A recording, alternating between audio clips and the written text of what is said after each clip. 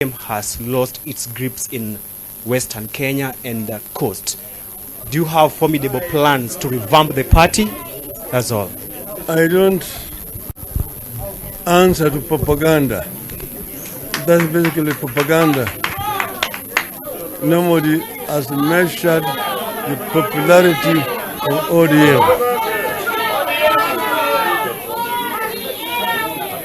That's you've seen that. You have heard her here. Order, members. Mama Zara here is from Lamu. She's actually told me that our competitor has been to Lamu 5 times since elections, but the ground has not changed. But we will go back to Lamu. We are going to go back, and I will invite you to accompany me when I go to Lamu and see how I'm going to be received in Lamu. Secondly, I mean, it will be very unfair of me to begin to discuss a governor here when he's not present. That is not right at all. Those are internal issues that are dealt with. There are organs within the party to deal with those issues.